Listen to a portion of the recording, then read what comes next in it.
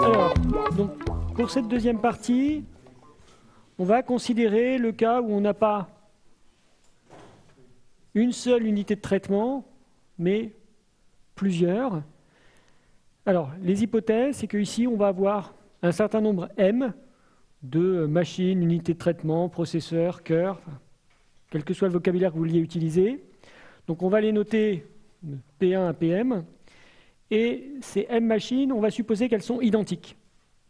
Donc, typiquement, pour nous, elles vont avoir le même temps d'exécution des différentes tâches. Alors, on va commencer le cas simple. J'ai deux machines, deux processeurs, et j'ai un certain nombre de tâches.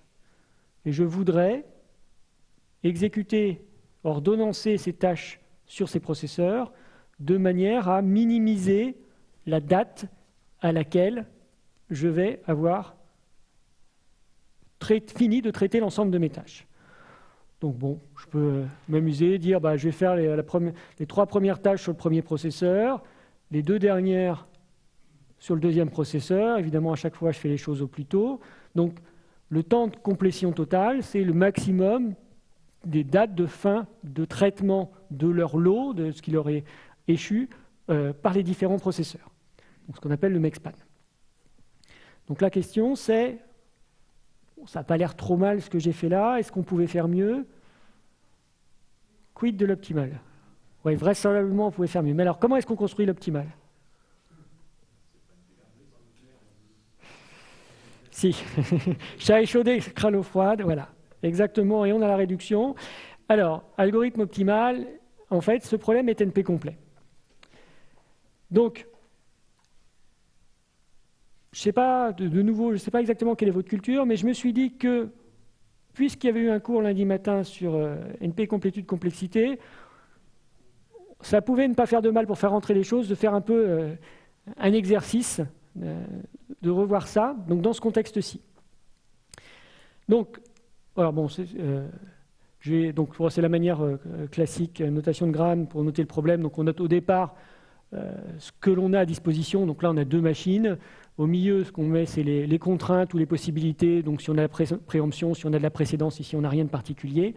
Et le troisième membre, c'est la fonction objective. Donc ici, le Cmax, le MEXPAN, le maximum des temps de complétion. Donc c'est quoi mon problème? J'ai un ensemble N de tâches qui ont chacune une durée d'exécution. J'ai une borne K. C'est comme ça que je formalise mon problème d'optimisation au niveau complexité, NP complétude. Et la question, c'est est-ce qu'il est possible d'ordonnancer mes N tâches sur 2 machines de telle sorte que toutes les tâches soient exécutées avant au plus tard la date K. Et donc ce problème-là, il est effectivement NP complet. Donc, on va le montrer. Et donc, première question, c'est qu'est-ce qu'il faut qu'on fasse pour montrer qu'un problème est NP complet? Alors, réduction, à droite, c'était? Oui, alors il y a la réduction en temps polynomial, ok, mais il y a autre chose qu'on oublie souvent, mais qui est aussi très important. Alors je sais bien que je vous pose des questions sur un cours, donc je ne sais pas quel était le contenu. Donc, la première chose, c'est de montrer que c'est un problème de NP. Et donc, là, si je reviens au transparent précédent, on a un problème donc, de décision, donc la réponse c'est oui ou non. Mais ça ne suffit pas de répondre oui. C'est pas je peux le dire. Si on dit oui, il faut le prouver que la réponse est effectivement oui. Donc, la première chose à faire, c'est de montrer que le problème est dans NP, et donc il faut, si on dit oui, fournir une solution, ce que l'on appelle un certificat. Donc la première chose à faire, c'est de vérifier qu'on peut toujours fournir un certificat qui soit de taille polynomiale en la taille du problème, et la deuxième chose, c'est que l'on est capable de vérifier que ce certificat est un certificat valide, pareil, en temps polynomial en la taille du problème. Donc ici, un certificat, c'est quoi? Eh bien, ça va être l'ensemble des tâches qui va être exécutées sur le premier processeur et l'ensemble des tâches qui va être exécuté sur le deuxième processeur. Bon, évidemment, c'est redondant, on peut se contenter d'un des deux. Et donc ici, parce qu'on n'a besoin que de l'ensemble des tâches, on pourra aussi avoir l'ordre, mais comme les tâches elles sont indépendantes, on peut les exécuter dans n'importe quel ordre sur un processeur, donc la seule chose qui compte, c'est de savoir l'ensemble des tâches. Et donc un ensemble de tâches, ce sera au pire l'intégralité des tâches, donc c'est de taille n, donc c'est le certificat ici, il est de taille polynomiale en la taille du problème. La deuxième chose à faire, c'est qu'on vous donne un ensemble de tâches, on vous dit ça c'est une solution au problème, il faut pouvoir le vérifier en temps polynomial, donc là c'est pas bien compliqué. Donc on a nos deux ensembles, l'ensemble des tâches sur le premier processeur, l'ensemble des tâches sur le deuxième processeur. Il faut calculer la somme des durées d'exécution, et j'ai changé de notation en cours de route, la somme des durées d'exécution des tâches sur le premier processeur, ça devrait être dp, la somme des durées d'exécution des tâches sur le deuxième processeur. On vérifie qu'à chaque fois c'est inférieur à k, et on vérifie bien évidemment qu'on a toutes nos tâches, qu'il n'y en a pas qui ont été oubliées en cours de route. Bon, évidemment, donc j'y vais pas à pas, mais dans cet exemple simple. Et donc ça, on est capable de vérifier en temps polynomial, si on nous fournit un certificat, que effectivement c'est un certificat, une solution valide à notre problème. Donc, notre problème est dans NP. Maintenant, on veut montrer que parmi les problèmes dans NP, c'est un problème qui est NP complet. Donc, on veut montrer qu'il est au moins aussi difficile, au moins aussi dur qu'un problème NP complet de référence. Et donc là, classique, on prend le problème partition ou deux partitions. On a un ensemble d'entiers strictement positifs. On a n entiers strictement positifs qui ont une somme S. Et la question, c'est est-ce qu'on peut partitionner cet ensemble d'entiers en deux ensembles qui ont même somme, donc qui soient de somme S sur 2. Et donc là, la réduction, elle est de fait triviale. On prend une instance quelconque du problème partition, donc on a une valeur de n, on a un ensemble d'entiers A1 à n. À partir de là, on va construire une instance de notre problème d'ordonnancement qui a n tâches, telle que la tâche i a pour durée d'exécution la valeur du ième entier. Et qu'est-ce qu'on prend comme borne? Eh bien, on prend bien évidemment la somme des tailles des tâches divisée par 2 ou la somme de nos entiers du problème de partition divisé par 2. Et là, il reste à montrer, ce qui est une évidence ici, que si on a une solution de notre instance de partition, si et seulement si on a une solution de notre problème d'ordonnancement.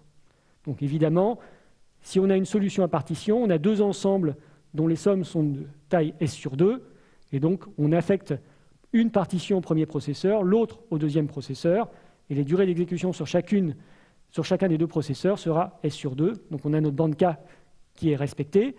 Dans l'autre sens, on a un ordonnancement qui utilise chaque processeur pour O plus K. Donc on a un ensemble de tâches sur le premier processeur dont la somme des tailles est inférieure ou égale à K, donc S sur 2. On a la même chose sur le deuxième. On sait que toutes nos tâches sont exécutées et donc on sait que les deux ensembles sont également de taille S sur 2. Donc ici, c'était vraiment une réduction très simple, immédiate, mais c'était bon, profiter de remettre en place les différents éléments. Alors, notre problème, il est NP complet. Donc déjà, deux processeurs, tâches indépendantes, le problème il est NP complet. Bien réalisé, il est NP complet évidemment parce que les tâches ont des durées différentes. Si toutes les tâches étaient de durée 1, la solution elle est triviale, on en met partie entière de n sur 2 sur un processeur, partie entière supérieure de n sur 2 sur l'autre. Donc là, la difficulté, elle vient uniquement des tailles des tâches. Notre problème il est NP complet, mais ce n'est pas pour ça qu'on ne peut pas aller chercher une solution optimale. Une tâche, elle est exécutée soit sur un processeur, soit sur un autre. On a deux choix possibles pour chaque tâche. On a une tâche, on a 2 puissance n possibilités. On peut très bien générer, au moins théoriquement, l'ensemble de toutes les partitions possibles de nos n tâches, évaluer chacun des ordonnancements que l'on a et garder la meilleure solution. Donc ça nous donne la solution optimale pour exécuter n tâches indépendantes sur deux processeurs. C'est peut-être coûteux, mais c'est possible. En fait, on peut faire mieux. On peut faire ça un petit peu plus intelligemment. On peut faire une solution par programmation dynamique. Alors, l'idée est la suivante. Comment est-ce qu'on obtient la meilleure solution en plaçant la première tâche sur le premier processeur? Ben, on l'obtient en plaçant optimalement les n-1 tâches restantes sur les deux processeurs, en sachant que le premier processeur il est déjà utilisé pour une durée qui est la durée d'exécution de la première tâche, et que par contre le deuxième processeur est complètement libre. Donc si jamais je savais placer optimalement les n-1 dernières tâches, sachant que j'ai un certain temps d'utilisation du premier processeur, la taille de la première tâche, un certain temps d'utilisation du deuxième processeur, déjà 0, à ce moment-là, je saurais calculer le meilleur ordonnancement en plaçant la première tâche sur le premier processeur. Je peux faire la même chose en plaçant la première tâche sur le deuxième processeur. Donc, si on sait placer optimalement les n-1 dernières tâches, je saurais placer optimalement n tâches. Donc, à l'autre bout, est-ce que je serais capable de placer la dernière tâche? Suppose que j'ai déjà une certaine quantité de travail qui est allouée au premier processeur, quantité M1. J'ai une certaine quantité de travail qui est déjà allouée au deuxième processeur, M2. Quelle est la solution optimale, donc qui minimise la durée totale de complétion, pour placer la dernière tâche? Ben, j'ai deux choix possibles. Soit je la place sur le premier processeur. À ce moment-là, le premier processeur il a une date de fin, un temps total de travail qui est M1, donc ce qui a été, la charge qui lui avait déjà été dévolue, plus la taille de la dernière tâche. Pour le deuxième processeur, c'est ce qu'on lui avait donné au départ, on ne lui a rien rajouté. Et donc le temps de complétion, pour cette solution-là, c'est le maximum des deux. L'autre solution, c'est j'avais mis une quantité de travail M1 sur le premier processeur, sur le deuxième processeur, j'avais mis M2 et j'ai rajouté cette énième tâche. Et donc le temps de complétion de cette solution, c'est le maximum des deux. Et donc ce qu'il faut faire, c'est, pour minimiser le temps de complétion total, c'est placer la dernière tâche sur le premier processeur si c'est ce terme-là qui est minimum, et sur le deuxième processeur sinon. Donc je sais placer la dernière tâche. Si je sais combien j'ai déjà mis sur les différents processeurs, je sais si j'ai n-1 tâche placée, si j'ai n-1 dernière placée, je sais mettre les n optimalement. Donc en fait, je sais construire ma solution. C'est peut-être pas clair là, mais on va prendre l'algorithme. Donc on va écrire l'algorithme. Donc mon algorithme, il a deux tableaux. M de I, X, Y, c'est quoi? C'est le mexpan optimal. Je peux obtenir, s'il me reste à placer les tâches à partir de la IM, donc de I à N, sachant que j'ai déjà placé un ensemble de travail de taille X sur le premier processeur et de taille Y sur le deuxième. Donc ça me donne, ce tableau, il va me servir à stocker la valeur de la meilleure solution que je peux former avec ces contraintes-là. Et le tableau S, c'est juste qui va me permettre de mémoriser quelle est la structure de la meilleure solution. Donc il va me dire, s'il me reste les tâches I à N à placer, que j'ai déjà placé une charge de X sur le premier processeur, une charge de Y sur le deuxième, à ce moment-là, c'est sur le processeur que j'ai mémorisé dans cette case qu'il faut placer la tâche I. OK. Donc j'écris mon algorithme à partir de ces deux tableaux. Donc je procède de la fin. Donc je pars de la dernière tâche vers la première. Donc quand j'essaye de placer la tâche I, je vais placer la IM tâche, je vais avoir une certaine charge sur les processeurs. J'ai déjà, les I-1 premières tâches vont déjà avoir été allouées. Mais je ne sais pas où. Donc je vais considérer tous les cas de figure possibles. Donc quelle est la charge que je peux avoir allouée déjà sur le premier processeur? Ben, peut-être rien, 0. Peut-être toutes les tâches qui ont été allouées jusque-là. Oui, donc ça devrait être I-1. Donc ça va de 0 à la somme des tâches déjà allouées, donc somme de J égale 1 à I-1 sur le premier processeur. Et la même chose sur le deuxième. Alors vous allez me dire, mais là il y en a trop. Oui, effectivement, il y en a trop. Et alors? Qui peut le plus, peut le moins? L'important, c'est que je couvre tous les cas. Donc là, je couvre tous les cas possibles, plus d'autres, histoire de ne pas m'embêter. Donc, je garde tous les cas de figure possibles de la répartition de la charge quand j'alloue les I. Là, j'ai déjà alloué les I-1 première tâche sur les deux processeurs. Et donc maintenant, il me reste à allouer la suite, les tâches de I à N. Et donc là je commence par la tâche I. Et la tâche I, où est-ce que je la loue? Je ne sais pas, mais j'ai que deux possibilités. Donc j'étudie les deux possibilités. Donc la première, c'est que je vais allouer la tâche I sur le premier processeur. Donc, si j'alloue la tâche I sur le premier processeur, la charge du premier processeur, elle va passer de M1, ce qu'il y avait avant, à M1 plus I. La charge du deuxième processeur, elle va rester la même, et il me restera à allouer les tâches de I plus 1 à N. Et donc, la valeur, je vais la lire, dans ce tableau, je l'ai déjà précalculée. Et l'autre possibilité, c'est que j'alloue la IM tâche sur le deuxième processeur, dont la charge va passer à M2 plus I. La charge du premier processeur sera la même, et il me restera à allouer les tâches de I plus 1 à N. Donc, je vais lire les valeurs que j'ai déjà calculées, et ça va me dire quelle est la meilleure solution. Donc, soit ici, de mettre la tâche I sur le premier processeur, soit là, de la mettre sur le deuxième processeur. Donc, je mémorise la décision, et je mémorise la valeur de la solution objective, la valeur de la solution optimale. Pardon? Grand S, oui. Oui. Donc ça fait 4 typos dans celui-là. Oui, désolé. Pardon, ça c'est S. Donc, comme ça, donc j'en ai trop calculé, mais j'ai entre autres calculé tout ce qu'il fallait. Et quelle est la complexité de cet algorithme?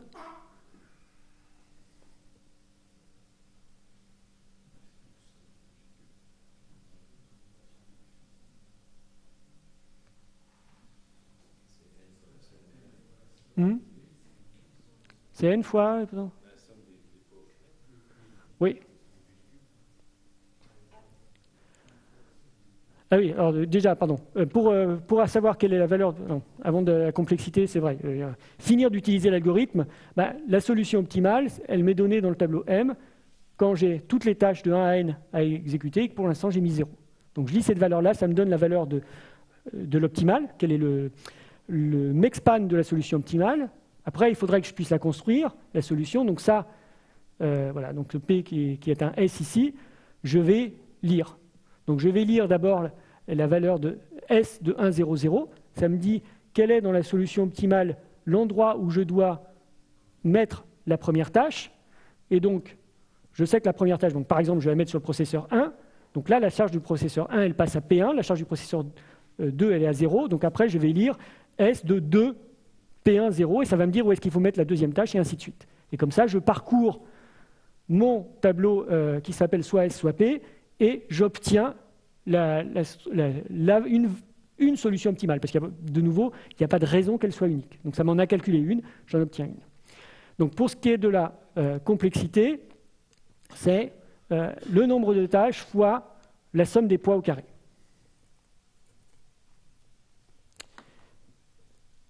Est-ce que c'est bon pour tout le monde? Est-ce que tout le monde est convaincu? Ou est-ce qu'il y a des questions?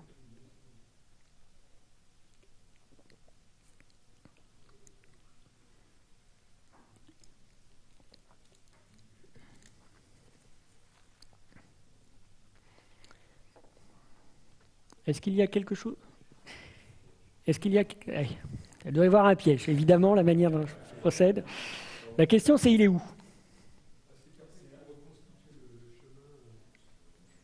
Non, c'est linéaire, ça pose pas de problème. C'est... Ah, oui... Oui, non, mais les... oui, alors, si on le fait par exemple de n plus 1, M1, M2, c'est maximum de M1, M2. Il manque l'initialisation, effectivement. Si les PJ sont différents, la somme des S peut être S est très grand par rapport à N. C'est là où il va y avoir. C'est comme le problème du sac à dos. Il n'y a pas d'erreur. J'ai rien dit de faux. Mais alors, qu'est-ce qui te fait réagir? Qu'est-ce qu'il y a en dessous? C'est que ici, intuitivement, on pourrait dire S étant N, mais en fait, au fur et à mesure que N augmente, S, si on veut respecter le fait qu'il y a des tâches plus ou moins grandes, va augmenter en exponentielle de N. Alors, oui. Alors, ce sur quoi je voulais vous faire réagir ici, c'est que quelle est la complexité du problème?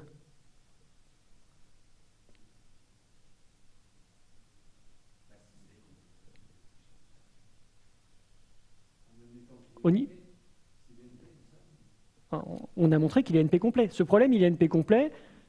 Et je vous présente un algorithme qui est en n fois s carré, donc qui donne l'impression d'être polynomial. Voilà. C'est là que, en fait, le problème, donc, si je vous dis un algorithme en n fois s carré, a priori, de première idée, c'est polynomial. Mais c'est polynomial, évidemment, n fois s carré, c'est un polynôme. C'est un polynôme en quoi?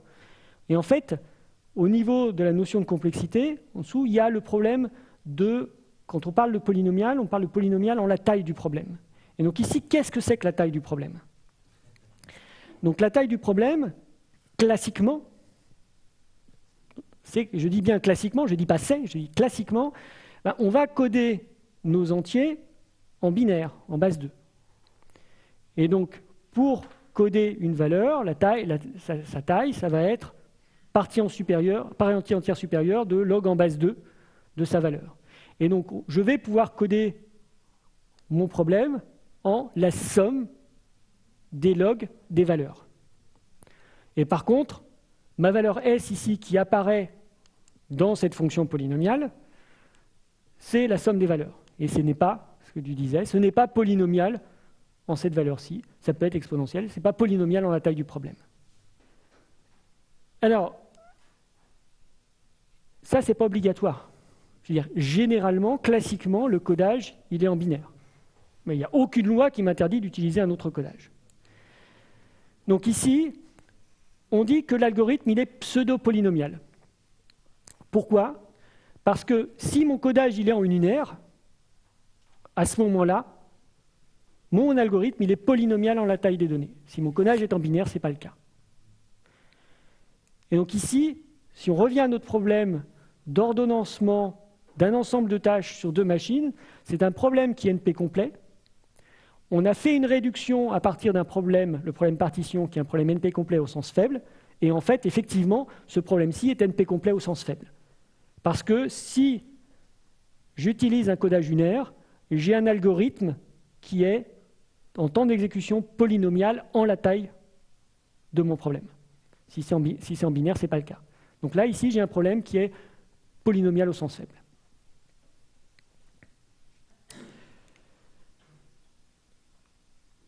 Donc ça, c'est bon pour tout le monde? Alors, là, j'étais dans le cas où je savais que j'avais deux machines. Mais je peux vous regarder le problème plus général où j'ai P machines à ma disposition. Donc là, la définition du problème, c'est étant donné un ensemble n de tâches indépendantes, dont je connais les durées, si j'ai m machines identiques, mais ça fait partie des données de mon problème, si on me donne une borne K, la question c'est, peut-on ordonnancer les n tâches sur, au maximum, les m machines, de telle manière que l'exécution de toutes les tâches soit finie pour la date K? Alors ce problème-là, il est NP complet, évidemment, puisque il suffit si on fixe généralement m égale 2, on sait que le problème est NP complet, mais ce problème-là, dans sa généralité, il est NP complet au sens fort. Donc là, plus rapidement, donc pareil que tout à l'heure, normalement, il faut montrer que le problème est dans NP, mais bon, ça ne pose pas de problème. Donc on va montrer qu'il est au moins aussi dur qu'un problème qui est connu pour être NP complet au sens fort, donc NP complet, même si le codage est unaire. Et donc ça, ce problème-là, c'est le problème 3 partitions. Et la version, il y a plusieurs versions de ce problème-là, mais c'est la version qu'on utilise le plus fréquemment. C'est on a un ensemble de 3 cas entiers naturels non nuls, donc 1, 3 cas. On a une certaine valeur B, et donc la variante, c'est on suppose que chacun des AI, il est compris entre B sur 4 et B sur 2, strictement. Et la somme de tous les AI est égale à KB. Et donc la question, c'est est-ce que l'on peut partitionner cet ensemble de 3 cas entiers en K partitions, de telle sorte que chacune des partitions est pour somme B. Et du fait de cette contrainte-là, en plus, on sait que chaque partition a exactement 3 éléments. Donc ça, c'est un problème qui est NP complet au sens fort. Et là, bon, la réduction, comme tout à l'heure, elle va être immédiate. Donc on prend une instance quelconque de ce problème 3 partitions et l'instance de notre problème d'ordonnancement. eh ben, on prend, bon, évidemment, chaque tâche va correspondre à une valeur d'entier, et on va avoir autant de processeurs qu'il y avait de partitions dans la variante de 3 partitions, et la borne de l'ordonnancement CB, c'est pareil. Et on montre qu'une instance d'un problème a une solution si et seulement si l'instance de l'autre là. Donc là, dès qu'on fait rentrer le nombre de processeurs à notre disposition, le nombre de machines, comme une donnée du problème, à ce moment-là, le problème devient NP complet au sens fort. Oui.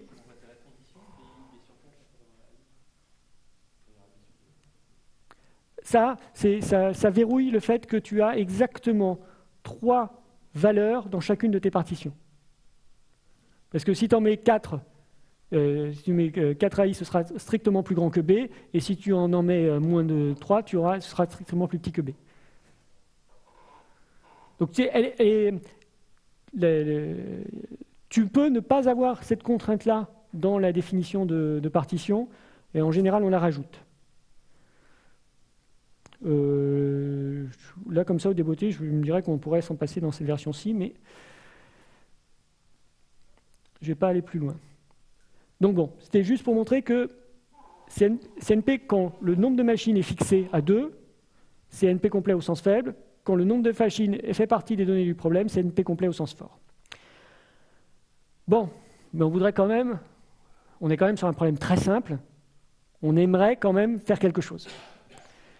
Donc, dans le cas général, donc bon, on a un algorithme pseudo-polynomial, mais on va essayer d'obtenir des algorithmes d'approximation. Donc il y a une classe d'algorithmes qui sont très très simples, qui sont les algorithmes de liste. Alors liste, le terme liste, c'est parce qu'à la base, l'idée, c'est que vous allez d'abord affecter des priorités à vos tâches, et que vous allez considérer les tâches dans cet ordre de priorité. Donc ça va vous former une liste des tâches.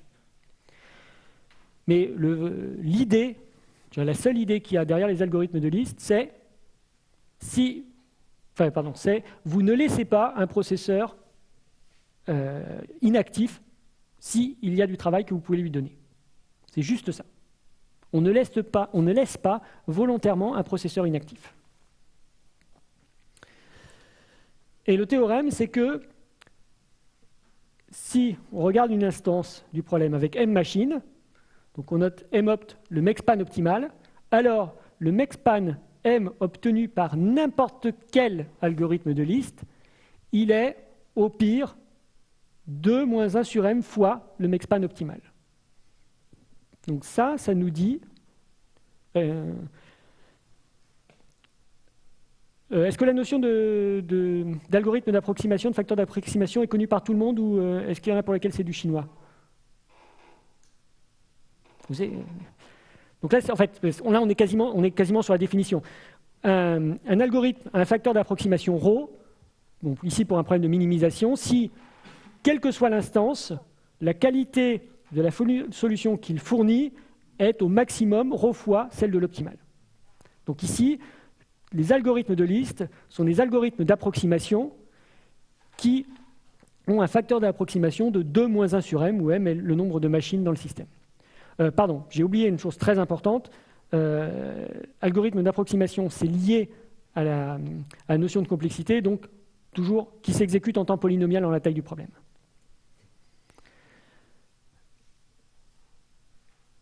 Donc, on va montrer ça. Une chose importante, c'est que c'est vrai pour n'importe quel algorithme de liste. On ne parle pas dans le théorème des priorités des tâches. Et donc vous pouvez tirer au sort les priorités. Et vous tirez au sort les priorités, vous triez vos tâches dans le plus mauvais ordre imaginable, vous avez ce facteur d'approximation. Ça veut dire que, quel que soit le nombre de tâches, vous ne serez jamais à plus de 2 de l'optimal. Alors, comment est-ce que l'on monte ça? Donc, on a notre ensemble de tâches qui est exécuté sur un ensemble de processeurs, et donc on a la date M, le mexpan, à laquelle la dernière tâche est exécutée. Donc, on va prendre une tâche qui se termine justement à ce mexpan. Donc on en prend une parce qu'il peut y en avoir plusieurs. Et on va regarder la machine PJ sur laquelle cette tâche est exécutée. Donc là, je vais prendre la tâche noire et je regarde la machine 1. Et je regarde le moment où cette tâche noire a été allouée sur ce premier processeur.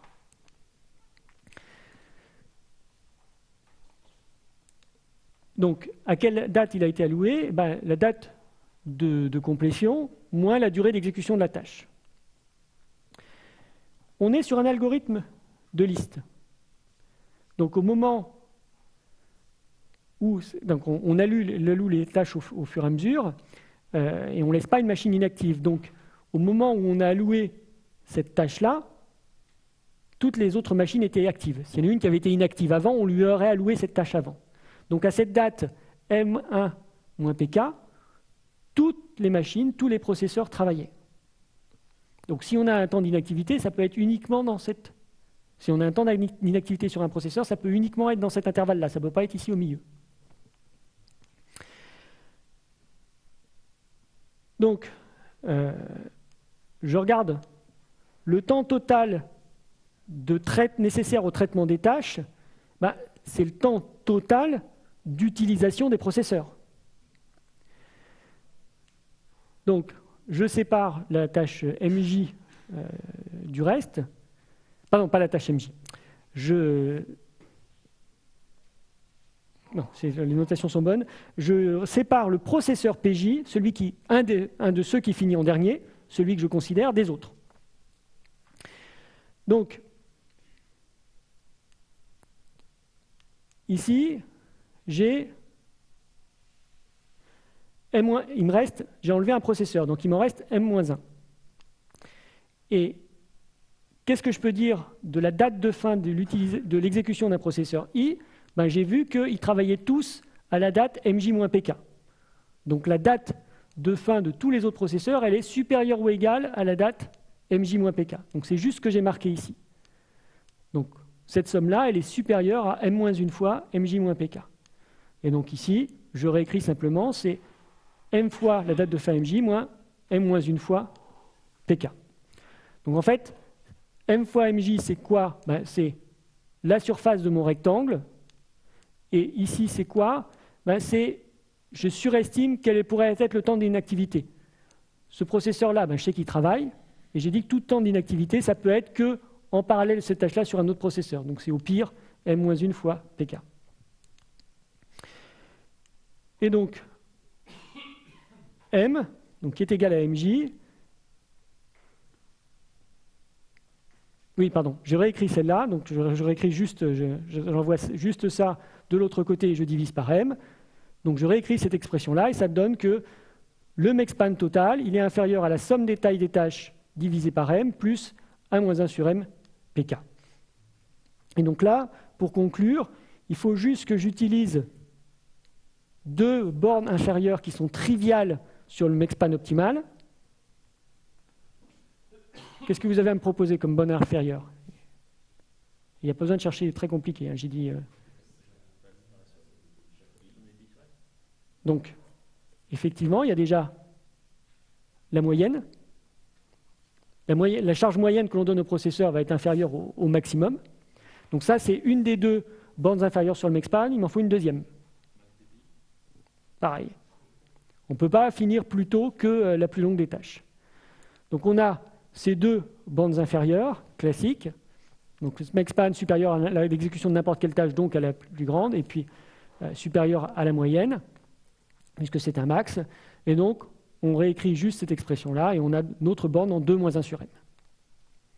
Donc, quel que soit l'ordre dans lequel vous considériez les tâches, même en tirant au hasard, si vous appliquez simplement le mécanisme « je ne laisse pas volontairement inactif un processeur s'il y a du travail à faire », vous obtenez un ordonnancement qui est au pire à 2-1 sur M de l'optimal. Je vais me répéter, mais je ne sais pas quelle est votre culture et quelle est votre habitude. Quand on regarde la preuve, comme très souvent pour les algorithmes d'approximation, on a l'impression que ça manque énormément de subtilité. Parce que là, on a quand même remplacé la durée d'exécution d'une tâche par le make-span optimal. Donc, a priori, on a fait une grosse approximation. Donc la question qu'on pourrait se poser, c'est est-ce que cette borne, est-ce qu'on ne pourrait pas être plus intelligent, plus fin, et est-ce qu'on ne pourrait pas l'améliorer? Et la réponse est non. On ne peut pas. La borne n'est pas améliorable. Et donc on va le montrer. On va montrer qu'il existe une instance pour laquelle cette borne est atteinte. Donc cette instance, elle est faite comment? On a une tâche de taille m et m fois m-1 tâche de taille 1. Donc on a plein de toutes petites tâches et une grande. Donc l'optimal, il manque un S, on a m-1 machines qui chacune vont avoir m tâches de taille 1. Et donc ça va utiliser mes m fois m-1 tâches de taille 1. Et la dernière machine, elle a juste la tâche de taille m. Et donc là, tous mes processeurs, toutes mes machines finissent au temps m. J'ai un make-span qui est de m. Là, j'ai aucun temps d'inactivité, donc c'est clair, c'est l'optimal. Maintenant, qu'est-ce que fait mon algorithme de liste? La seule chose que je sais, c'est que la seule chose qui est sûre, c'est qu'il ne laisse pas volontairement inactif le processeur. Mais à part ça, il considère les tâches dans un certain ordre et j'ai rien supposé dessus. Donc je peux jouer avec autant que je veux. Et donc, on va supposer que la tâche M, elle est ordonnancée en dernier. Et donc on va avoir réparti les M fois M-1 tâches sur les M processeurs avant, et donc tous les processeurs seront saturés jusqu'à la date M-1, et après il y a la tâche M qui va arriver. Elle sera mise indifféremment sur une des M machines, et donc le make-span il sera de 2M-1 dans ce cas-là. Et donc le make-span de la solution obtenue, donc dans ce pire cas c'est 2M-1, et le make-span de l'optimal c'est M, et donc le ratio d'approximation c'est 2-1 sur M. Donc c'est exact. Donc ça, c'est une borne inférieure sur le facteur d'approximation de n'importe quel algorithme de liste, si jamais les algorithmes de liste étaient des algorithmes d'approximation. Et justement, ce que j'ai prouvé, c'est que les algorithmes de liste étaient des algorithmes d'approximation avec un facteur d'approximation qui était au plus 2-1 sur M. Et donc je sais que ce sont des algorithmes d'approximation avec un facteur d'approximation qui est exactement 2-1 sur M.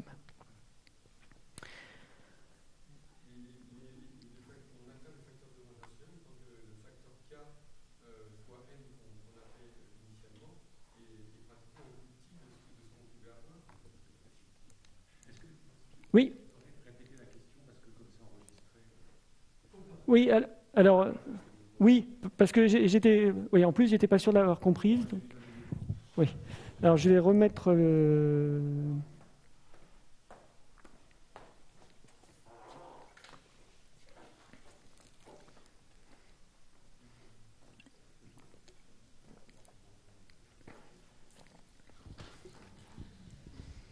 Oui, je disais, il me semblait qu'on avait dit que le nombre de que la somme optimale qu'on avait était dans le facteur k fois m à un moment donné, où c'était...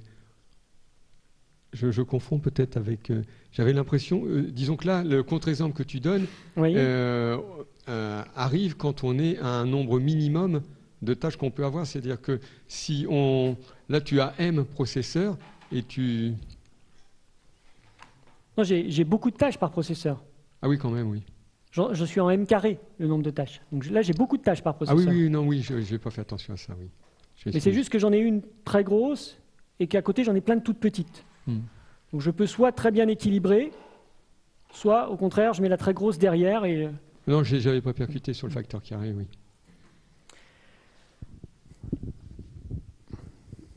OK. Donc ça, c'est pour dire que vous comprenez n'importe quel algorithme de liste, et donc vous avez déjà un facteur d'approximation qui est loin d'être ridicule, puisqu'on est à moins de 2. Mais on n'a absolument pas essayé de jouer avec l'ordre dans lequel les tâches sont allouées. Et donc là, la question c'est, est-ce qu'on peut faire mieux? Sûrement, vu que je me pose la question. Donc je vais poser la question différemment. Comment faire mieux? Oui.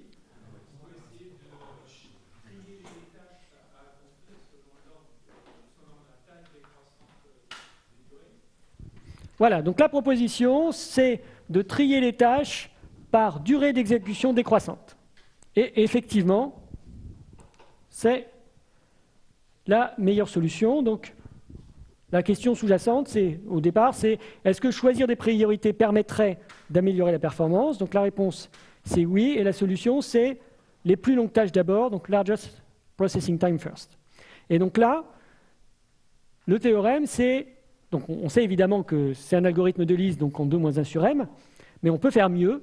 Donc pour n'importe quelle instance i avec m machine, donc pareil, mopt, c'est le maxspan optimal. Si on trie d'abord, et donc on alloue les tâches par durée de traitement décroissante, à ce moment-là, on a un algorithme d'approximation qui est à 4 tiers moins 1 sur 3m de l'optimal dans le pire cas. Donc c'est-à-dire que le surcoût est, on oublie le 1 sur 3m, le surcoût est au pire de 33%, d'un tiers. Alors, comment est-ce que l'on monte ça? On repart de la preuve que l'on avait précédemment. Donc pareil, on considère une des tâches qui termine en même temps que l'ordonnancement. Donc on a 2 cas à considérer, suivant la taille de cette tâche. Donc soit la taille de cette tâche, elle est inférieure au maxspan optimal divisé par 3. Vous allez me dire, mais je ne sais pas combien ça vaut au début. Ce n'est pas grave, ça n'a pas d'importance. Donc, si la taille de la tâche est inférieure au maxspan optimal divisé par 3, à ce moment-là, je reprends exactement la formule que j'avais eue avant. C'est la même étude, la même formule, mais c'est là où j'avais fait mes 2 approximations. Donc j'avais dit d'un côté que le maximum était supérieur à la moyenne, donc ça je continue à le dire. Par contre, là où je vais être plus fin, c'est ici. Avant, j'avais dit que la durée d'exécution de la tâche elle était inférieure au maxspan optimal. Maintenant, j'ai une hypothèse supplémentaire. Je sais qu'elle est inférieure à 1 tiers de l'optimal. Donc je reporte juste mon hypothèse et j'obtiens la borne de 4 tiers moins 1 sur 3m. Ça, c'était le cas simple. Maintenant, il y a l'autre cas. Il y a le cas où on suppose que la durée d'exécution de la tâche que je considère qui termine au moment du maxspan, elle est supérieure à 1 tiers du maxspan optimal. Alors là, sans perte de généralité, je vais supposer que cette tâche-là, c'est la plus petite des tâches que j'avais ordonnancées. Pourquoi est-ce que je peux faire ça? Il se pouvait qu'il y en avait d'autres qui étaient exécutées après. Mais ces tâches qui étaient ordonnancées après, elles n'influent pas sur le maxspan, puisque justement, par définition, cette tâche TK, elle finit au moment du maxspan.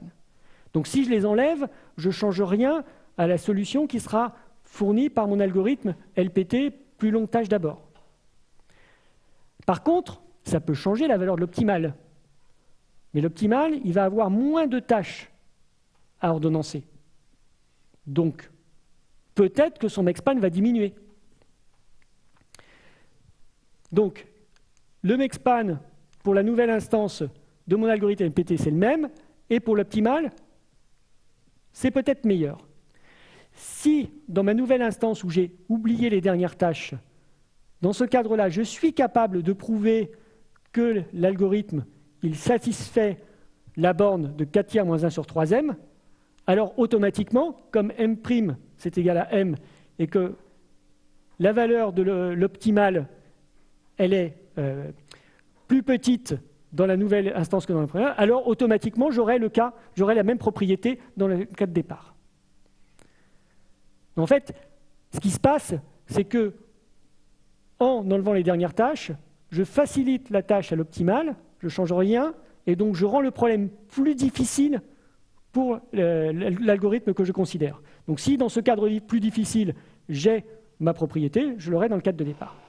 Donc, je peux oublier, sans perte de généralité, toutes les tâches qui auraient pu exister dans mon instance après la tâche TK. Je peux considérer que c'est la dernière. Alors, donc je continue. J'ai supposé que ma tâche avait une durée d'exécution supérieure strictement à 1 tiers de l'optimal, et j'ai même pu supposer que c'était la dernière à être exécutée. Les tâches, rappelez-vous, sont ordonnancées par durée décroissante. Donc la plus petite, c'est TK, et la plus petite est de taille strictement supérieure à 1/3 du mexpan optimal. On considère un ordonnancement optimal.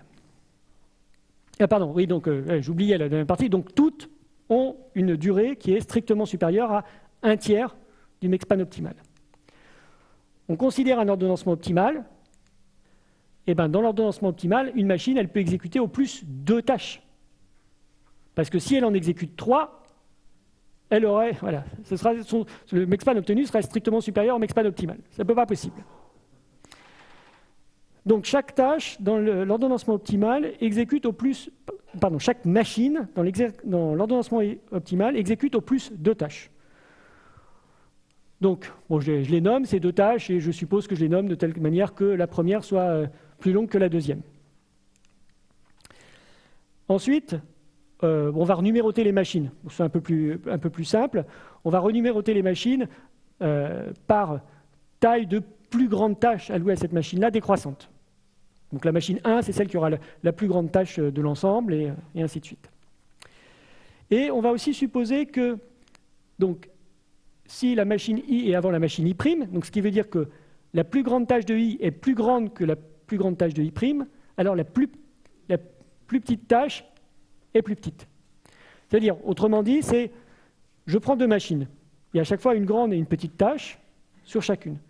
Et on va supposer que ce n'est pas la même machine qui a les 2 plus grandes et les 2 plus... Ce n'est pas la machine qui a la plus grande tâche de l'ensemble pour laquelle la plus petite est plus grande que l'autre. Si c'est le cas, j'échange les plus petites. Et je sais que le maximum des 2 sera plus petit.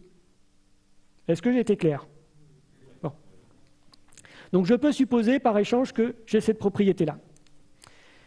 Alors, à ce moment-là, si on regarde la structure, eh ben, si jamais la solution trouvée par plus longue tâche d'abord alloue au maximum 2 tâches par machine, ça va exactement être celle que j'ai décrite là. En fait, qu'est-ce que j'aurais mis? Au début, j'ai des processeurs qui n'ont qu'une seule tâche, donc c'est les plus grandes. Et puis après, parmi ce qui reste, pour ceux qui ont 2 tâches, c'est la plus grande qui reste avec la plus petite qui reste, et ainsi de suite. Et donc ça, c'est exactement la solution que construirait l'algorithme plus longue tâche d'abord si il ne mettait que 2 tâches par processeur. La question, c'est est-ce qu'il fait ça ou pas? Donc on va raisonner par l'absurde et on va supposer que l'algorithme plus longue tâche d'abord va allouer 3 tâches à une certaine machine J. Donc, comme l'optimal alloue au maximum 2 tâches par machine, je sais qu'en tout, j'ai moins de 2e tâche. Donc, si l'algorithme LPT il alloue 3 tâches à une machine J, et bien à ce moment-là, il va exister une tâche qui est toute seule sur sa machine, sur son processeur, dans l'algorithme LPT, mais pas dans l'optimal. C'est-à-dire la tâche que je mets en plus, il faut bien que je l'ai prise quelque part. À ce moment-là, on va regarder le moment où LPT a placé une 3e tâche sur une machine. Comme il ne laisse pas volontairement de processeur inactif, eh ben, le processeur sur lequel, à la fin, je vais avoir la tâche L, il avait déjà quelque chose. Donc il avait déjà la tâche L. Et comme je vais le mettre sur le moins chargé, ça veut dire que eh ben, cette tâche L, elle a une taille qui est supérieure à la charge de la machine que je considère ici au moment où je place dessus. Donc il y a au moins 2 tâches, et chaque tâche elle a une taille qui est au moins mopt sur 3, en fait qui est strictement supérieure à mopt sur 3. Donc ça veut dire que la tâche L, elle a une taille qui est strictement supérieure à 2 fois le mexpan optimal divisé par 3. Mais, par hypothèse, cette tâche-là, elle n'est pas seule dans l'optimal. Donc je vais avoir, dans l'optimal, sur cette machine-là, je vais avoir une tâche qui a une taille qui est strictement supérieure à 2 mopt plus 3, et une autre tâche, et toutes les tâches ont une taille qui est supérieure à mopt sur 3. Et donc sur cette machine-là, j'ai une charge qui est strictement supérieure à mopt, et donc c'est absurde, et donc je n'ai pas une machine pour l'algorithme plus longue tâche d'abord qui a 3 tâches, donc plus longue tâche d'abord, mais au maximum 2 tâches par processeur, et donc la solution qui produit est exactement celle que l'optimale. Et donc, en résumé, si la dernière tâche est de taille strictement supérieure à mopt sur 3, l'algorithme plus longue tâche d'abord est optimal. Donc dans un cas, il a un facteur d'approximation qui est 4/3 moins 1 sur 3e, dans l'autre il a 1, et donc évidemment, le pire cas des deux, 4/3 moins 1 sur 3e.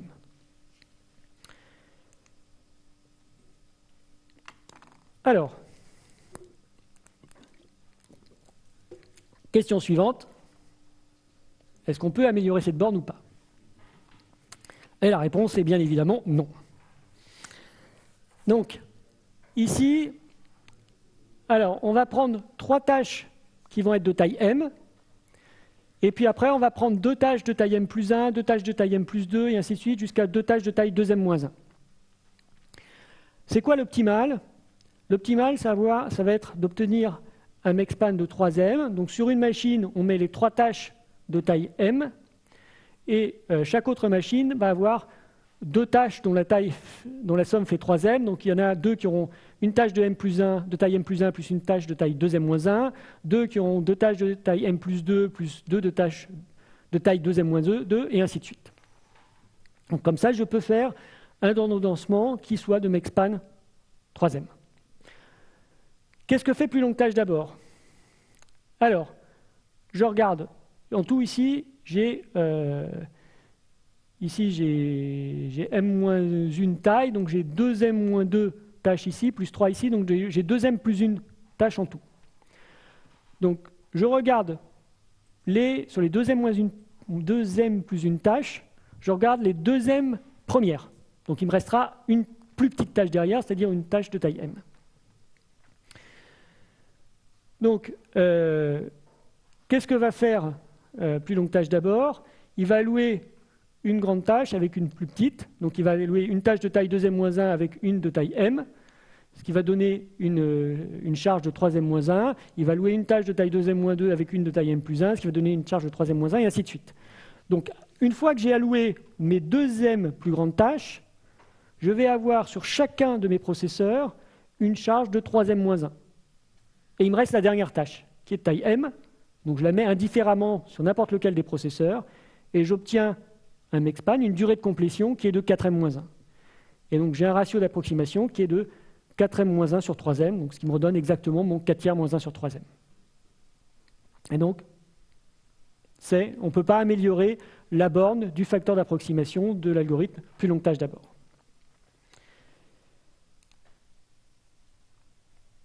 OK.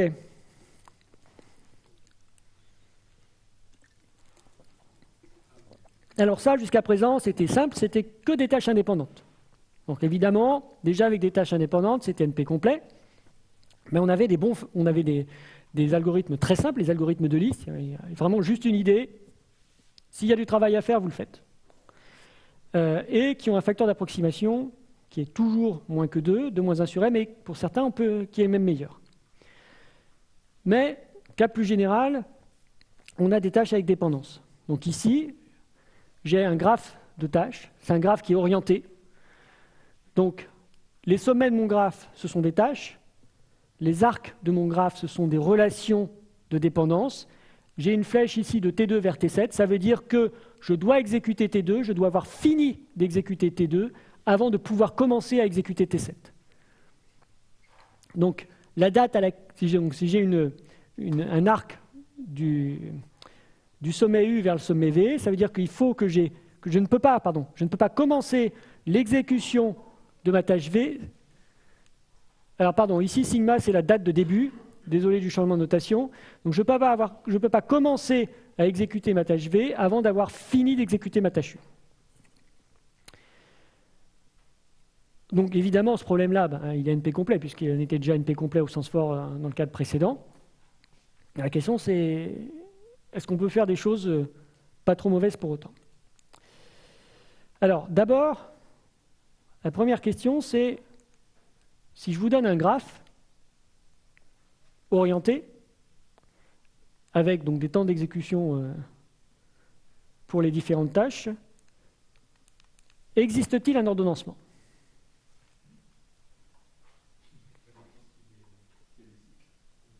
Voilà. Donc la question, donc le théorème, c'est un graphe de tâches admet un ordonnancement si et seulement si, alors en orienté ça va être circuit en français, si et seulement si il ne contient pas de circuit. Donc la preuve est relativement simple. Évidemment, s'il y a un circuit, donc qui est une typo, donc qui contient Donc c'est-à-dire qu'on a un chemin orienté d'un sommet vers lui-même, donc il doit être exécuté strictement avant lui-même. Donc évidemment, ça n'a pas de sens, ce n'est pas possible. Et d'un autre côté, s'il n'y a pas de circuit, à ce moment-là, la solution, donc s'il n'y a pas de circuit, il contient des sommets sans prédécesseur, et ce qu'on fait, c'est qu'on va faire un tri topologique, c'est-à-dire qu'on va former un ordre total des sommets qui respecte l'ordre, les relations locales qui sont définies par les relations de précédence. Donc, il existe un ordonnancement si et seulement s'il n'y a pas de circuit dans le graphe. Le très beau résultat, c'est qu'on peut réutiliser les algorithmes de liste ici avec les précédences et qu'on garde exactement le même facteur d'approximation. Donc, si j'ai un graphe de tâches orienté acyclique, un ensemble M de machines, alors, quelle que soit l'instance, un algorithme, et quel que soit l'algorithme de liste, il obtiendra un expand qui sera au pire de 2 moins 1 sur M, celui de l'optimal. Et la preuve précédente, elle ne marche pas. Ben oui, parce que dans la preuve précédente, en fait, je vous ai dit que les seuls endroits où on pouvait avoir des temps d'inactivité, c'était à la fin, et qu'on ne pouvait pas en avoir au milieu. Mais ici, alors ça, ce n'est pas un temps d'inactivité. Je me douterais bien qu'il y aurait une paire de couleurs qui ne passeraient pas. Donc là, il y a du travail. Là, c'est de l'inactivité. Donc, on peut avoir du temps d'inactivité au début. Il reste du travail à faire, mais on ne peut pas le faire. On ne peut pas le faire pourquoi? Parce qu'il faut attendre que des tâches aient terminé pour pouvoir libérer d'autres tâches. Donc, on va devoir changer notre manière d'évaluer la performance d'un algorithme de liste.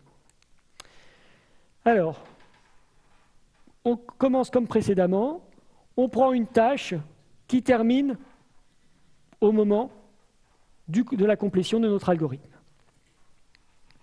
Et ce qu'on va faire, c'est qu'on va regarder dans notre ordonnancement le dernier instant précédant le démarrage de cette tâche où on a eu un processeur qui a été inactif. Donc là, j'ai un temps T1 tel que dans mon intervalle T1, T1 plus 1, j'ai un processeur inactif. Et c'est la dernière date T1 telle qu'elle, avant le début de l'exécution de ma tâche TI1. Pourquoi, alors que j'ai un algorithme de liste, pourquoi est-ce que j'ai de l'inactivité alors que j'ai encore du travail à faire, j'ai encore cette tâche TI1?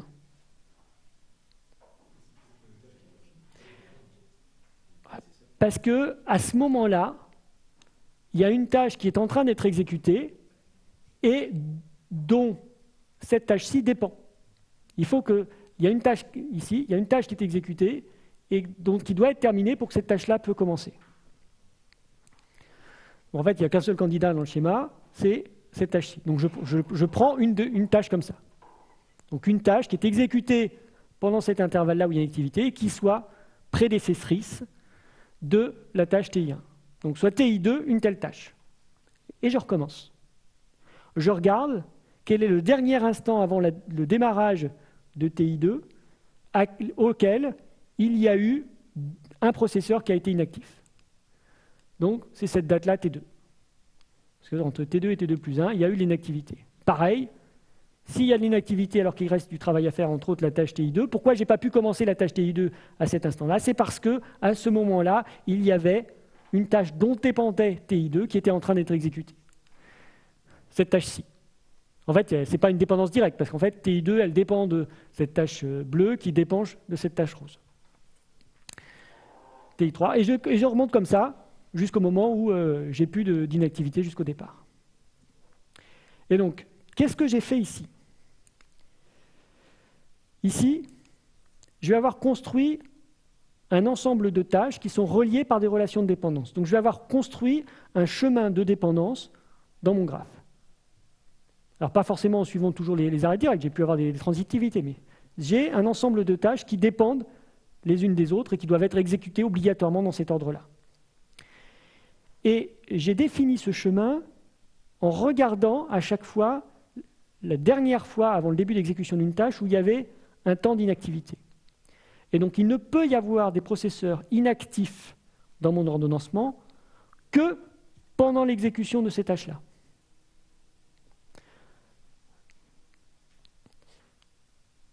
Et si on regarde, oui, par exemple celle-ci, on a de l'activité pendant cette tâche-là, mais ce n'est pas tous les processeurs et ce n'est pas pendant toute la durée. Mais les seuls moments où on peut avoir de l'inactivité, c'est pendant l'exécution des tâches de mon chemin de dépendance ici. Donc tous les processeurs sont toujours actifs, sauf peut-être pendant l'exécution de ces tâches-là.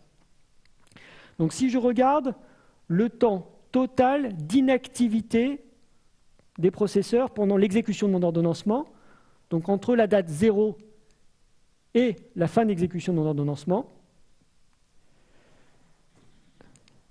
eh bien, ce temps total d'inactivité, je peux à chaque fois avoir qu'au maximum m-1 machine qui ne travaille pas, puisqu'il y en a toujours une qui est en train d'exécuter justement une tâche de cet ordonnancement, et donc j'ai au maximum m-1 machine inactive, et ça n'a lieu que pendant la durée d'exécution des tâches de ce chemin-là.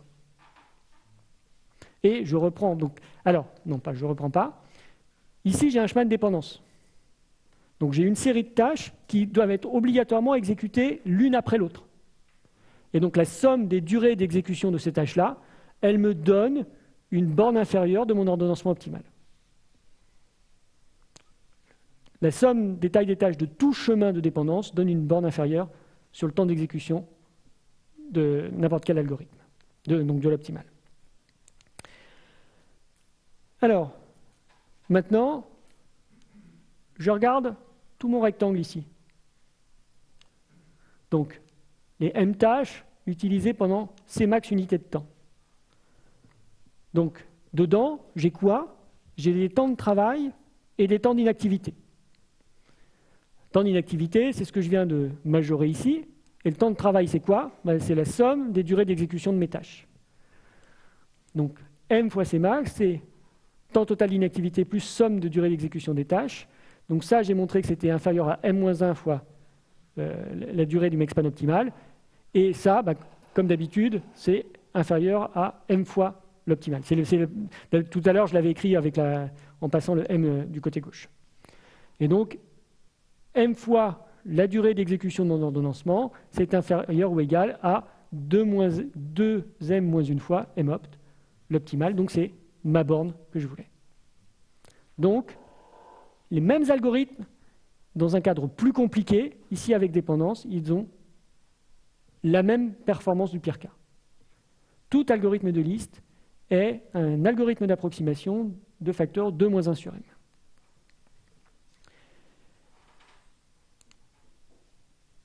Bis repetita, est-ce que la borne est améliorable? La réponse est non. Mais on est dans un cadre un peu plus compliqué, donc là, ça va être un peu plus compliqué à faire. Donc là, je vais prendre un ensemble de tâches indépendantes. J'en ai m-1, qui ont chacune, donc en bleu, j'ai marqué en dessous les durées d'exécution. Donc ils sont de durée k fois m-1. Et là, j'ai un petit graphe. Donc j'ai une tâche de durée 1 dont dépendent m-1 tâche de durée k, et à la fin, j'ai une dernière tâche de durée km-1 qui dépend de ces m-1 tâches intermédiaires. Alors, qu'est-ce que fait un algorithme de liste? Qu'est-ce qu'il va faire là-dessus? Principe de l'algorithme de liste, je ne laisse pas un processeur inactif si j'ai du boulot. J'ai m machines et j'ai m tâches qui ne dépendent pas d'autres tâches. Les m-1 ici et celle-là. Donc j'ai m tâches qui sont disponibles, libres, on va dire, à l'instant 0. Et donc à l'instant 0, je commence leur exécution. Pardon, il y avait une question? Donc, ces m tâches-là, leur exécution commence à l'instant 0. Donc, par exemple, je peux supposer que c'est le processeur I qui exécute la tâche I. Alors, ces tâches-là, elles sont de durée k fois m-1. Donc le processeur PI pour I allant de 1 à m-1, il travaille pendant l'intervalle 0 à k fois m-1. Le processeur PM, lui, il a juste une tâche de taille 1 au départ. Donc, il la traite pendant l'intervalle 0, 1.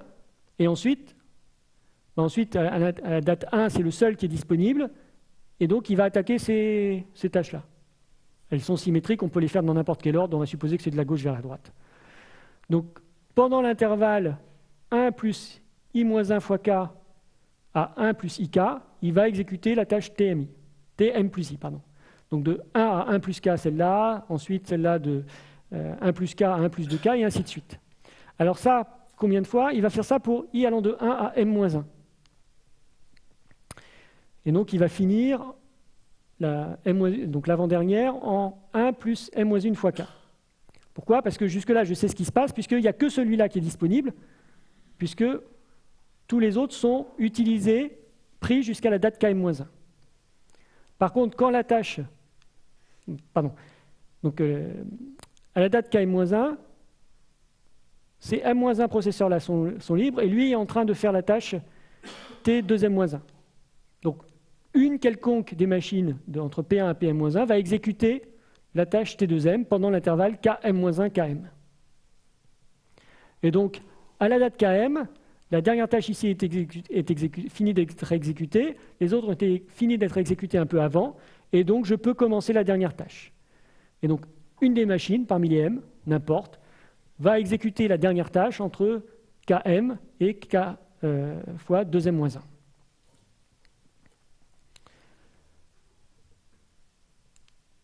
Et l'optimal. Et l'optimal là-dedans, et bien là, justement, ici on a M tâche de taille K, ici on a M tâche de taille Km-1. Donc, histoire d'équilibrer les choses, il faudrait faire toutes celles-là en parallèle, ça utiliserait tous mes processeurs, et toutes celles-là en parallèle qui utiliseraient tous mes processeurs. Et pour ça, qu'est-ce qu'il faut faire? Eh bien, il faut accepter au départ de perdre du temps. C'est-à-dire qu'à l'instant 0, on n'exécute qu'une seule tâche, qui est la première, qui est TM, qui est de durée 1. Donc entre l'intervalle 0 à 1, il y a un processeur qui travaille et les autres qui attendent. Ce qui permet que dans l'intervalle A 1 plus K, tous les processeurs exécutent chacun une des tâches ici. Et ce qui permet ensuite que dans l'intervalle 1 plus K à 1 plus Km, chacun des processeurs exécute une de ces M-1 tâches-là ou de la tâche de fin ici. Et donc à ce moment-là, j'ai un ordonnancement qui est de Mexpan 1 plus Km. Donc là, on peut avoir quelque chose de mieux parce qu'on a perdu, volontairement laissé inactif des processeurs au départ pour avoir un meilleur équilibrage de charge derrière. Et là, dans la première partie, on avait vu ça, l'intérêt de forcer une attente d'un processeur à cause des dates de soumission des tâches. Ici, c'est à cause des dépendances. Donc, quelle est la borne inférieure que l'on obtient sur le facteur d'approximation? On a un Mexpan de n'importe quel ordonnancement de liste qui est en K fois 2M-1. Et là, c'est vraiment n'importe quel ordonnancement de liste. La fois précédente où j'avais obtenu une borne inférieure pour montrer que la borne 2-1 sur M n'était pas améliorable, j'avais pris un ordonnancement de liste particulier. Ici, c'est n'importe quel ordonnancement de liste obtient cette performance-là. Donc K fois 2-1 sur M, l'optimal est 1 plus Km. Je fais le ratio, et ce ratio, il tend vers 2-1 sur M quand K tend vers l'infini. Et donc, je ne peux pas améliorer ma borne de 2-1 sur M. Voilà, c'est tout ce que j'avais prévu de vous raconter. Donc, juste pour conclure un peu, donc le domaine de l'ordonnancement des graphes de tâches, c'est un domaine qui a été énormément recherché, sur lequel il y a énormément de résultats. C'est un domaine qui est toujours d'actualité parce que ça correspond vraiment à des choses qui sont faites dans la pratique à l'heure actuelle, qui est poussé en fait par la technologie parce que à l'heure actuelle, tous les processeurs sont multicœurs. On va vers des processeurs qui vont avoir des dizaines, voire des centaines de cœurs. On va au niveau du calcul scientifique, on l'utilise fait depuis plusieurs années, mais c'est quelque chose qui ne semble pas près de disparaître. On utilise des processeurs graphiques pour faire du calcul. Donc pareil, c'est des structures qui ont énormément de cœurs. Et donc, on va avoir énormément de tâches à exécuter en parallèle. Et donc, on a tendance à décomposer les grosses applications de calcul scientifique. Enfin, ce n'est pas tout le monde, mais c'est quelque chose qui existe, qui a une tendance forte dans la profession, à décomposer les grosses applications en des très grands graphes de petites tâches. Et donc, toute la problématique d'ordonnancement des graphes de tâches est quelque chose de très important. Alors, l'impression que vous aurez, vu ce que je vous ai raconté, c'est qu'on a des heuristiques très simples qui sont très performantes, puisqu'elles sont à moins de 2 de l'optimal. En fait, ici, je me suis placé volontairement au départ dans un cadre simple, qui est qu'on n'a pas supposé de temps de communication. C'est-à-dire que j'ai une tâche ici, j'ai 2 tâches qui en dépendent. Donc la tâche TM, je vais l'exécuter sur un processeur, et j'ai supposé que dès que j'avais fini l'exécution de la tâche TM, je pouvais démarrer immédiatement l'exécution de la tâche TM plus 2, quel que soit le processeur sur lequel elle a lieu. Mais en fait, en pratique, si c'est exécuté sur le même processeur, effectivement, on va pouvoir enchaîner directement. Si c'est exécuté ailleurs, il y aura a priori des transferts de données à faire. Et donc, ça prendra du temps. Et la raison pour laquelle je ne vous ai pas montré de résultats d'ordonnancement de graphes de tâches avec communication, c'est que là, on n'a aucun résultat qui ne soit pas trivial. On ne sait rien faire. Les seuls résultats qu'on va avoir, typiquement, c'est quand on va supposer que qu'on va payer toutes les communications. Et à ce moment-là, on va obtenir un facteur d'approximation, mais qui va être très mauvais. Donc en pratique, dès qu'on a des communications qui rentrent en ligne de compte, ce qui correspond à la réalité, on ne sait plus rien faire. Donc on a un domaine qui a été étudié depuis très longtemps, dont l'actualité est très importante, mais sur lequel on n'a aucun résultat théorique satisfaisant, regardable, qui ne soit pas ridicule. Oui.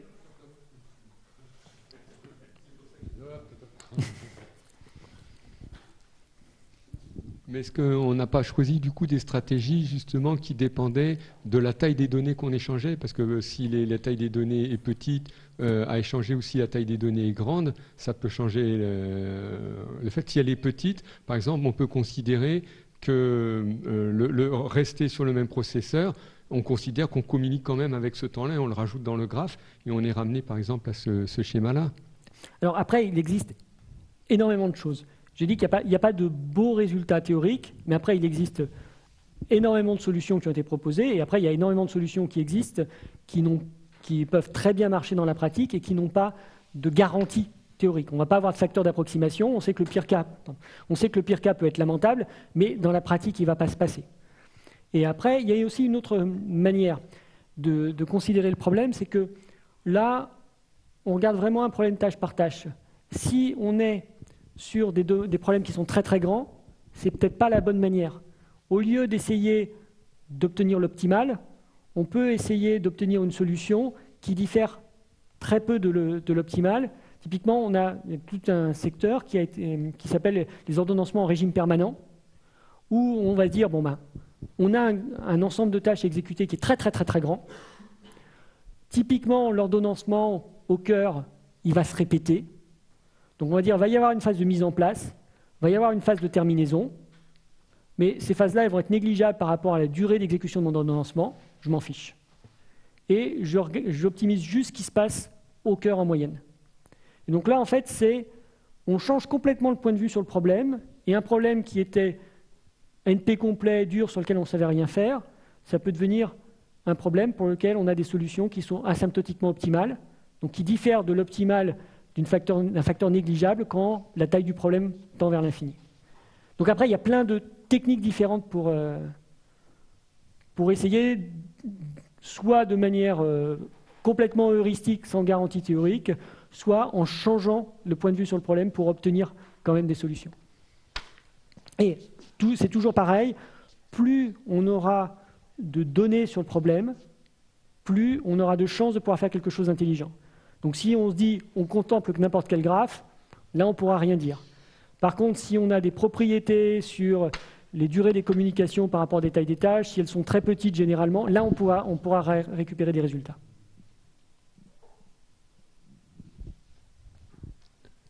D'autres questions?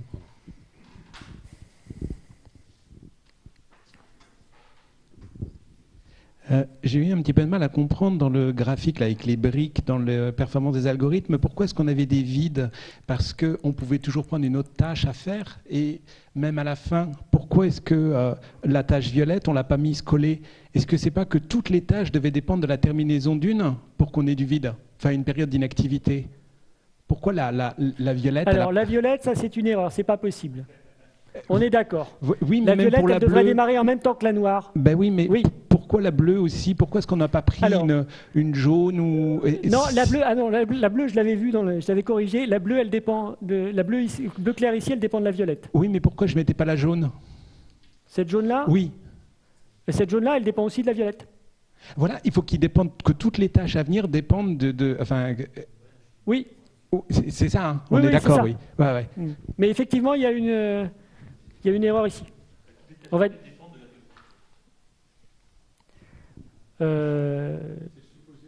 Oui.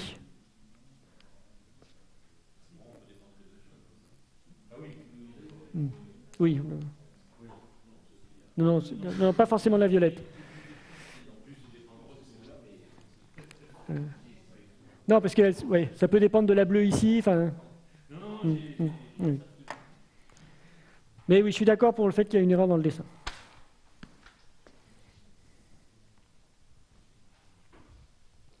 Bon, il n'y a pas d'autres questions? Merci beaucoup.